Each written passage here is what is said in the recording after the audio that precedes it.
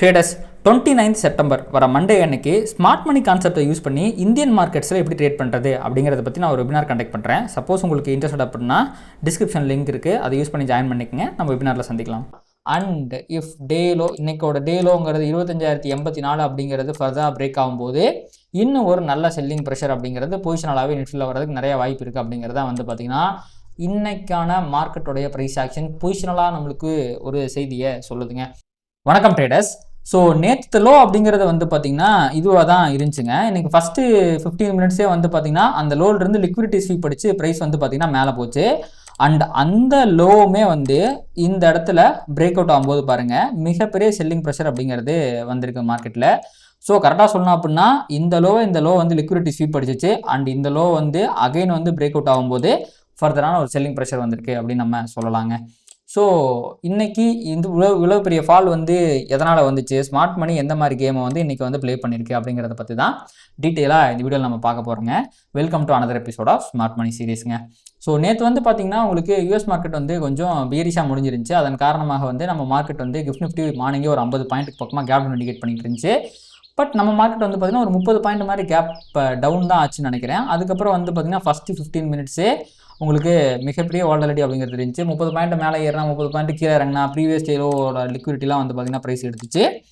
And இந்த liquidity sweep அடிச்சதுக்கப்புறம் இது பார்த்திங்கன்னா ஒரு புல்லிஷான சைனுங்க. என்றைக்குமே ப்ரீவியஸ் டேலோட லிக்விடிட்டி அடிச்சிச்சு அப்படின்னா ஒரு ஸ்கேல்பிங் ஆப்பர்ச்சுனிட்டி நம்மளுக்கு கிடைக்கும்.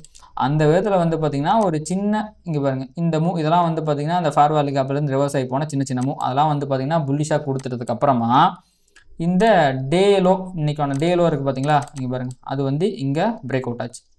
ஸோ நம்ம நேற்று பார்த்திங்கன்னா ஒரு விஷயம் நம்ம பார்த்துருப்போம். ஸோ இந்த order block will become breaker block அப்படின்ட்டு. அதாவது இங்கே பாருங்கள் இந்த இடம் லிக்விடிட்டி ஸ்வீப் அடித்த இடம். அதை பார்த்திங்கன்னா ப்ரைஸ் இங்கே ப்ராப்பராக இது பிரேக் அவுட் கிடையாது, இதுதான் ப்ராப்பரான பிரேக் அவுட். அதை பிரேக் அவுட் கொடுத்ததுக்கப்புறம் பாருங்கள் அதுக்கு முன்னாடி இந்த இடத்துல ஒரு ஆர்டர் பிளாக் அப்படிங்கிறது இருக்குது. கரெக்டுங்களா? இந்த குட்டி ஃபேர்வால் இப்போ பாருங்கள் நான் 1 மினிட் டைம் ஃப்ரேமில் வச்சுருக்கேன். இது பிரேக்கர் பிளாக். எப்போ இந்த ஆர்டர் பிளாக் பிரேக் அவுட் ஆகுதோ உடனே அது பிரேக்கர் பிளாக்காக மாறிடும். அதாவது இது ஒரு ஃபேர்வாலி கேப்பை கொடுத்துச்சு, இது ஒரு ஆர்டர் பிளாக்கு.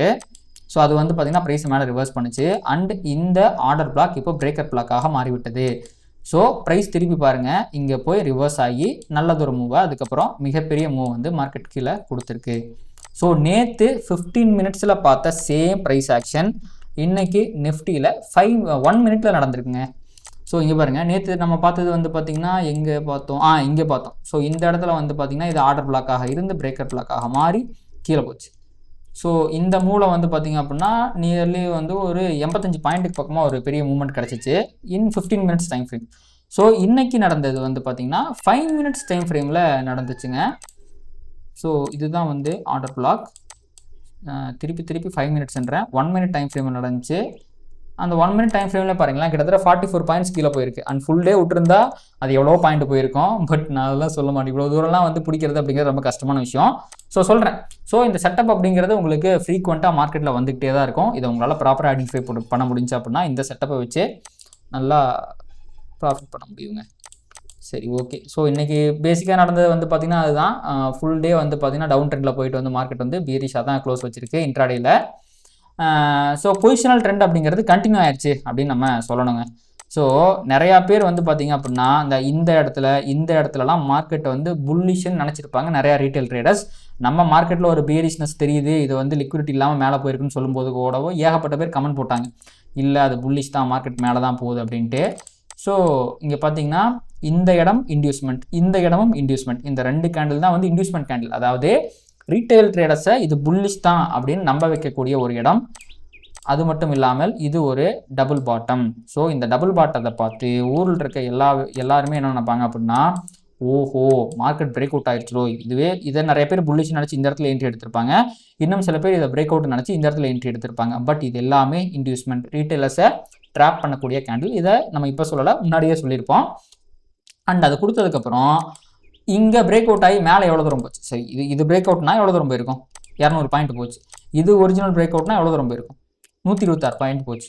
அப்போது இது ஃபேக் பிரேக் அவுட்னா அதுக்கு ஆப்போசிட்டில் எவ்வளோ தூரம் வந்துச்சு, 555 பாயிண்ட் வந்திருக்கு.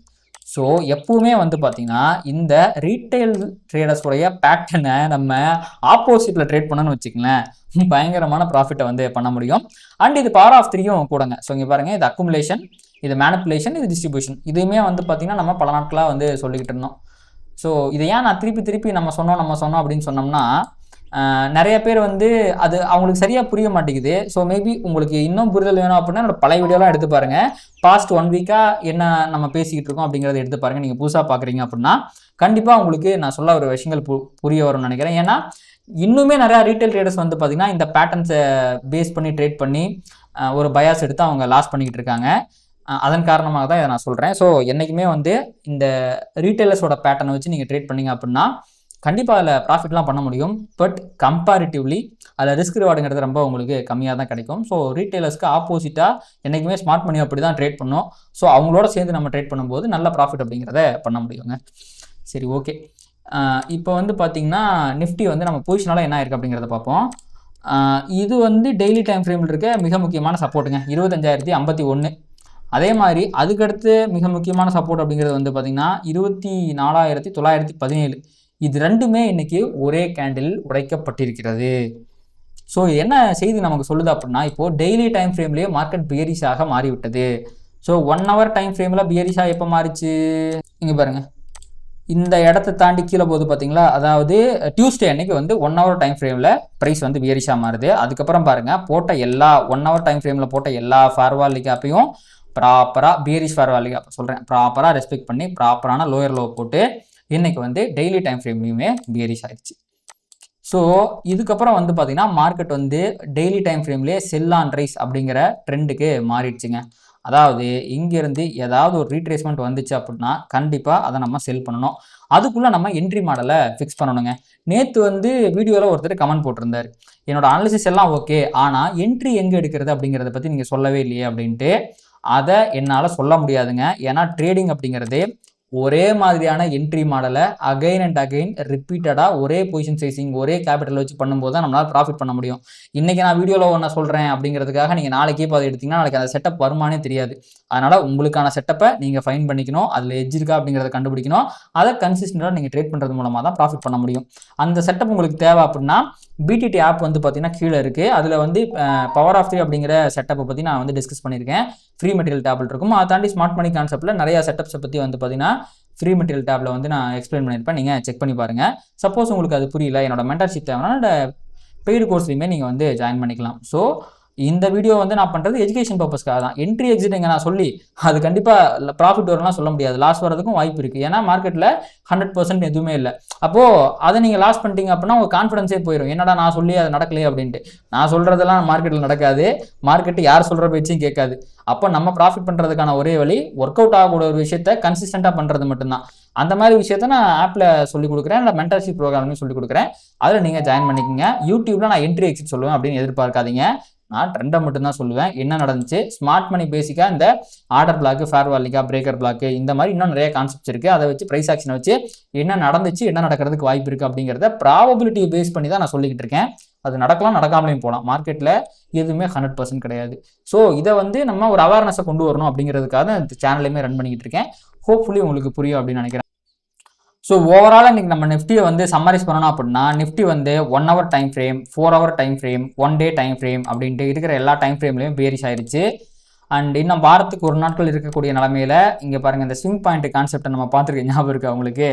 ஸோ வீக்லிலையுமே ஒரு ஸ்விங் பாயிண்ட்டை போட்டிருக்கு. ஸோ இதுக்கப்புறம் ஃபர்தராக வந்து மார்க்கெட் செல்லிங் ப்ரெஷர் ஆக்சிலரேட் ஆகி இங்கே பாருங்கள், இந்த இடம் இருக்குது பார்த்தீங்களா, 24,336. ஸோ ஒரு நாள் என்னோடய வீடியோ நீங்கள் கண்டினியூஸாக பார்க்குற ஆளாக இருந்தீங்க அப்படின்னா உங்களுக்கு நான் சொல்லியிருப்பேன், ஒரு நாள் திருச்சி வரைக்கும் பஸ்ஸு போகிறதுக்கு வாய்ப்பு இருக்குது, திருச்சியை தாண்டி தஞ்சாவூருக்கும் போகிறதுக்கு வாய்ப்பு இருக்குது அப்படின்னு சொல்லியிருப்பேன். ஸோ இப்போதைக்கு வந்து பார்த்திங்கன்னா வீக்லி டைம் ஃப்ரேம் பொறுத்த வரைக்கும் ட்ரா அண்ட் லிக்விடிட்டி அப்படிங்கிறது 24,336 கிட்ட இருக்குங்க. இவ்வளோ தூரம் போகிறதுக்கு வீக்லி டைம் ஃப்ரேமில் போகிறதுக்கு ஒரு 70% ப்ராபபிலிட்டி அப்படிங்கிறது இருக்குது.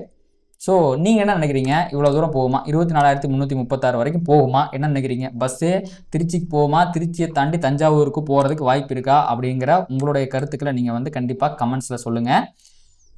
அண்ட் இதோட நம்ம நிஃப்டியை முடிச்சுக்கலாம். சரி, ஓகே. இப்போ நம்ம நிஃப்டியை பார்த்துட்டோம். அடுத்து வந்து பார்த்தீங்கன்னா bank Nifty. So bank Nifty இன்னைக்கு ராக் சாலிடாக இருந்துச்சுங்க. நிஃப்டி வந்து இன்னைக்கு 0.66% தான் கீழே விழுந்துருந்துச்சு.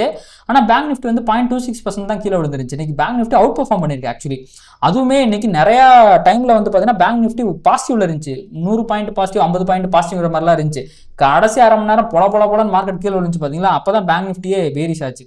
ஹீட் மேப் பார்த்தா உங்களுக்கு தெரியும்னு நினைக்கிறேன். இங்கே பாருங்க, நிஃப்டியில் 50 இருக்கிற ஏகப்பட்ட ஸ்டாக்ஸ் வந்து இன்னைக்கு டவுனு. அதுவும் சாதாரண டவுன்லாம் இல்லை, மொரட்டு டவுனு. இங்கே பாருங்க, நிஃப்டி கான்ட்ரிபியூட்டரில் பாருங்களேன், வெறும் 10 ஸ்டாக் தான் இன்னைக்கு பாசிட்டிவாக முடிஞ்சிருக்கு. அதில் இண்டெக்ஸ் ஹெவிட்லாம் எதுவுமே கிடையாது. ஓகே, ஆக்சிஸ் வந்து ஆக்சிஸ் அண்ட் பாரதி ஏர்டெல் இது ரெண்டு மட்டும் பார்த்தீங்கன்னா ஓரளவுக்கு டீசெண்டான இண்டெக்ஸ் ஹெவி வெயிட். அதை தாண்டி பார்த்தீங்கன்னா மொத்த இண்டெக்ஸ் ஹெவி வெயிட்டு வெயிட்டேஜ் இல்லாதது அப்படின்னு பார்த்து எல்லாமே வந்து இன்றைக்கி வந்து பயங்கர பேரிஷாக தாங்க க்ளோஸ் வச்சிருந்துச்சு. இது வந்து ஓவரால் மார்க்கெட்லேயே வந்து செல்லிங் ப்ரெஷர், எக்ஸ்பைரி டே வால்டாலிட்டியால் வந்ததெல்லாம் சொல்ல முடியாது. ஓவரால் மார்க்கெட்டே வந்து கடைசி ஒரு மணி நேரத்தில் பேரிஷாக மாறிடுச்சுங்க. இத்தனைக்கும் வந்து பார்த்தீங்கன்னா வேர்ல்டு மார்க்கெட்லாம் அந்தளவுக்கு ஒன்றும் பேரிஷாலாம் இல்லை. அப்படி பேரிஷாக இருந்துச்சு, பட் நம்ம மார்க்கெட் கீழே விழுந்த அளவுக்குலாம் பெருசாக கீழே விழுகலை. ஸோ இங்கே பார்த்தீங்கன்னா உங்களுக்கு தெரியும், எல்லாமே ஆக்சுவலி எல்லாமே பீரிஷாக தான் இருந்துச்சு. பட் கம்பேரிட்டிவ்லி இந்த பீரிஷன்ஸ் கூட நம்ம மார்க்கெட்டை இன்ஃப்ளூயன்ஸ் பண்ணிக்கலாம்னு நினைக்கிறேன். எக்ஸ்பைரி டே வால்டாலிட்டியும் சேர்த்து வந்து பார்த்தீங்கன்னா அடிச்சு நவுத்திட்டு கீழே விழுந்துருச்சுங்க. ஸோ பேங்க் நிஃப்டியும் வந்து பார்த்தீங்கன்னா இன்னைக்கு பீரிஷாக முடிஞ்சிருக்கு. ஆனால் என்ன விஷயம் அப்படின்னா, பேங்க் நிஃப்டியில் இந்த இடத்துல 4 hour டைம் ஃப்ரேமில் ஒரு ஃபேர் வேல்யூ கேப் இருக்குங்க. இதை தொட்டுட்டு விழுந்தான்னு வச்சுக்கங்களேன், இன்னும் நல்ல ஒரு ஃபால் எதிர்பார்க்கலாம். இதை தொடாமல் விழுகும்போது எவ்வளோ தூரம் கீழே விழுவான் அப்படிங்கிறதெல்லாம் நம்மளால் சொல்ல முடியாது. அடுத்து நிஃப்டியும் அதே தான். இங்கே பார்த்தீங்க அப்படின்னா எப்படி மேலே போகும்போது லிக்விடிட்டி எடுக்காமையே மேலே போகிறானோ, கீழே விழும்போதும் அதே மாதிரி தான் லிக்விடிட்டி எடுக்காமையே அவன் கீழே விழுகிறாங்க. ஸோ எப்படி மேலே ஏறினது ஒரு ப்ராப்பரான ரைஸ் இல்லை, ப்ராப்பரான கன்வின்சிங்கான ப்ரைஸ் ஆக்ஷன் இல்லைன்னு சொன்னோம், அதே மாதிரி தான் இப்போ கீழே இறங்குறதும் இருக்குது. இது வந்து அது ஒரு நல்ல மூவ் அப்படின்னு இருந்தாலுமே நல்ல ஒரு ரீட்ரேஸ்மெண்ட் வேணுங்க மேலே. ஸோ போய் வந்து ஏதாவது ஒரு டே ஹைக்கு மேலே ஒரு அக்ரெசிவாக போய் அடிச்சுட்டு கீழே விழுந்தால் தான் நல்லா இருக்கும்னு நினைக்கிறேன். அது வருமா அப்படிங்கிறதும் தெரியல, ஏன்னா பயங்கர பேரிஷாக இருக்குது. இந்த நேரத்தில் எரியிற நெருப்பில் எண்ணெய் ஊற்றுகிற மாதிரி வேர்ல்டு மார்க்கெட் ஃபியூச்சர்ஸும் வந்து பார்த்திங்கன்னா பயங்கர பேரிஷாக மாறி வச்சுருக்காங்க. இங்கே பாருங்கள், யூஎஸில் விக்ஸ் வேறு ஏறிக்கிட்டு இருக்குது. இன்றைக்கி ஈவினிங் வேறு ஒரு டேட்டா வருது. அந்த டேட்டா வந்து மார்க்கெட் ஏதாவது பீரிஷ்னஸ் இன்டியூஸ் பண்ணிடுச்சுன்னா ஃபர்தராக வேறு யூஎஸ் மார்க்கெட்டில் செல்லிங் ப்ரெஷர் வரதுக்கு வாய்ப்பு இருக்குது. ஸோ எதுவுமே இந்தியாவுக்கு சாதகமாக இல்லைங்க, அதை மட்டும் சொல்லி ஆகணும். யூஎஸ்டிஏனர் வேறு விண்ணை முட்டிக்கிட்டு மேலே போயிட்டு இருக்கு. ஸோ பொறுத்து இருந்தாங்க பார்க்கணும் என்ன போகுது அப்படிங்கிறது. ஸோ நிஃப்டி பேங்க் நிஃப்டி ரெண்டுமே வந்து பார்த்திங்கன்னா வெறித்தனமான பேரிஷாக இருக்குது. ஒரு ரீட்ரேஸ்மெண்ட் வந்துச்சுன்னா நல்லாயிருக்கும். அது செல்லான் ரைஸில் அந்த ரீட்ரேஸ்மெண்ட்டுமே செல் ஆஃப் 5 கீழே விடுறதுக்கு நிறைய வாய்ப்புகள் அப்படிங்கிறது இருக்குது. ஓகேங்க, அடுத்து வந்து பார்த்திங்கன்னா அப்படியே நம்ம பிட்காயின் பக்கம் வருவோம். ஸோ பிட்காயின் வந்து பார்த்திங்கன்னா ஒரு குட்டியோண்டு ரீட்ரேஸ்மெண்ட்டை போட்டான் PO3 இந்த லோயர் டைம் ஃப்ரேமில் பார்த்துருப்பீங்கன்னு நினைக்கிறேன். ஸோ இது அக்குமுலேஷன், இது கீழே போனது மேனிப்புலேஷன், மேலே டிஸ்ட்ரிபியூஷன் ஆச்சு, இதோட டார்கெட் வரைக்குமே போச்சு. அதுக்கப்புறம் வந்து பார்த்திங்கன்னா திருப்பியும் வந்து அப்படியே ஆப்போசிட்டில் கீழே வந்துருச்சுங்க. ஸோ இது என்ன சொல்லுது அப்படின்னா, இன்னும் ஸ்ட்ரென்த் வந்து புல்லிஷ் ஆகிறதுக்கு ரொம்ப அதிகமான டைம் தேவைப்படும் போல் இருக்குது அப்படிங்கிறது தான் சொல்லுது. ஸோ அதனால் வந்து பார்த்திங்கன்னா இப்போதைக்கு வந்து இந்த ஹையை தாண்டாமல் நம்ம வந்து பிட்காயின் வந்து மேலே போயிடும் அப்படிங்கிறதெல்லாம் நம்ப முடியாது. இந்த ஹைங்கிறது ரொம்ப ஒரு வேல்யூ, ஏன்னா இங்கேருந்து சப்போஸ் மேலே போயிருந்துச்சுன்னு வச்சுக்கோங்களேன், இந்த ரெசிஸ்டன்ஸ் இந்த ஃபேர் வேல்யூ கேப்பை ப்ரைஸ் ரெஸ்பெக்ட் பண்ணாமல் மேலே போயிருந்துச்சுன்னா நம்ம நம்பியிருக்கலாம், ஓஹோ மார்க்கெட் புல்லிஷ் ஆகுது போல் இருக்குன்ட்டு. ஆனால் இது ரெஸ்பெக்ட் பண்ணி கீழே வந்திருக்குன்னா இன்னுமே வந்து செல்லர்ஸ் டாமினேட் பண்ணுறாங்க அப்படின்னு தான் அர்த்தம். ஸோ 1 hourல சேஞ்ச் ஆஃப் கேரக்டர் வராமல் பிட்காயின் வந்து கண்டிப்பாக மேலே போயிடலாம் நம்ப முடியாது. ரெண்டாவது, இந்த லோ உடச்சிட்டானா முடிஞ்சு போச்சு. ஃபர்தராக நல்லது ஒரு செல்லிங் ப்ரெஷர் வரதுக்கு நிறைய வாய்ப்புகள் அப்படிங்கிறது இருக்குது. அது டுவர்ட்ஸ் ப்ரைஸை வந்து இந்த லோ வரைக்குமே கொண்டு போகிறதுக்கு வாய்ப்பு இருக்குங்க. 1,10,789 வரைக்கும் கொண்டு போகிறதுக்கு வாய்ப்பு இருக்குது. ஸோ ட்ரெண்ட் அப்படிங்கிறது பிட்காயினில் பயங்கர பியரிஷாக இருக்குங்க. அடுத்து க்ரூட் ஆயிலுங்க. க்ரூட் ஆயிலை பார்த்துருவோம் நம்ம. ஸோ க்ரூட் ஆயில் வந்து பார்த்திங்கன்னா மிக முக்கியமான ரெசிஸ்டன்ஸ்லேருந்து வந்து பார்த்திங்கன்னா ரிவர்ஸ் ஆகி கீழே வந்துச்சு. இங்கே பாருங்கள், இன்றைக்கி மார்னிங் வீடியோவில் பார்த்துருந்தோம்னு நினைக்கிறேன். இந்த புல்லிஷ் ஃபேர் வேல்யூ கேப் வந்து ப்ரைஸ் வந்து தாண்டிடுச்சுன்னா மொமெண்டம்ங்கிறது பேரிஷாக மாறிடும் அப்படின்னு. அதுக்கேற்றாப்புல இதையுமே தாண்டி ப்ரைஸ் வந்து கீழே க்ளோஸ் வச்சிருச்சு. ஸோ க்ரூட் ஆயிலோடைய மொமெண்டம் அப்படிங்கிறது பேரிஷாக மாறிடுச்சு. ஸோ இந்த டே ஹையை தாண்டாத வரைக்கும், இன்னொரு க்ரீன் கேண்டில் போட்டு இந்த டே ஹையை தாண்டாத வரைக்கும் க்ரூட் ஆயில் மொமெண்டம் அப்படிங்கிறது பேரிஷாக தான் இருக்க போகுது. அண்ட் இந்த 63.25 தான் change of character, trend reversal point இதுதான். ஸோ இதை தாண்டிச்சுன்னா ஃபர்தராக வந்து செல்லிங் ப்ரெஷர் ஆக்சிலேட் ஆகிறதுக்கு நிறைய வாய்ப்புகள் அப்படிங்கிறது இருக்குங்க. ஸோ இதான் வந்து பார்த்திங்கன்னா க்ரூட் ஆயிலை பொறுத்த வரைக்கும் நிலவரம். ஸோ ஹோப்ஃபுல்லி இந்த வீடியோ வந்து உங்களுக்கு கண்டிப்பாக யூஸ்ஃபுல்லாக இருந்திருக்கும்னு நினைக்கிறேன். என்ன ஆச்சுன்னு தெரியலையாங்க, இந்த கிஃப்ட் 50 வேறு விழுந்துக்கிட்டே இருக்காங்க. நம்ம மார்க்கெட் இப்போ க்ளோஸ் ஆகிடுச்சு பார்த்தீங்களா. நமக்கு மார்க்கெட் வந்து 340 கிஃப்ட் 50 வந்து பார்த்தீங்கன்னா 3.45 முடியும். அது முடிஞ்சதுலேருந்து இன்னொரு 20-30 பாயிண்ட் கீழே விழுந்து கிடக்கிறான். ஸோ என்ன நியூஸ்னு தெரியல, ஏதாவது நியூஸ் ட்ரம்ப் ஏதாவது வெடிகுண்டை போட்டாரான்னு தெரியல. இப்போதைக்கு அதை தேடினாலும் கிடைக்காது. ஸோ காலையில் அதை பற்றி நம்ம டிஸ்கஸ் பண்ணுவோம். இப்போதைக்கு கண்ணில் பார்க்கும் எல்லா இடமும் சிவப்பு கம்பளம் விடுத்து சிவப்பாக தெரிகிறது. நாளைக்கு அது கண்டினியூ ஆகும் அப்படிங்கிறத பொறுத்து வந்து பார்க்கலாங்க. அண்ட் இந்த மாதிரி மார்க்கெட்டை ப்ராப்பராக அனலைஸ் பண்ணி ட்ரேட் பண்ணோம் அப்படின்னு நினச்சிங்கன்னா என்னோட மென்டார்ஷிப் ப்ரோக்ராம் நீங்கள் வந்து ஜாயின் பண்ணிக்கலாம். கீழே டிஸ்கிரிப்ஷனில் பிடிடி அப்போட லிங்க் இருக்குது, செக் பண்ணி பாருங்கள். அதை தாண்டி உங்களுக்கு இந்த வீடியோ வந்து பிடிச்சிருக்கு அப்படின்னா இதை லைக் பண்ணுங்கள், முக்கியமாக கமெண்ட் பண்ணுங்கள். அதுதான் வந்து நிறைய பேர்த்த வந்து கொண்டு போய் ரீச் பண்ணுறதுக்கு ஹெல்ப் பண்ணும். அண்ட் இந்த வீடியோ பிடிச்சிருந்துச்சா உங்கள் நண்பர்களுக்கும் வந்து பார்த்தீங்கன்னா ட்ரேட் பண்ணுற மற்ற நண்பர்களுக்கும் ஷேர் பண்ணுங்கள். அது யூடியூப் அல்காரிதம் ட்ரிகர் பண்ணி நிறையா பார்வையாளர் நம்ம சேனலுக்கு கொண்டு சேர்க்கும். நன்றி.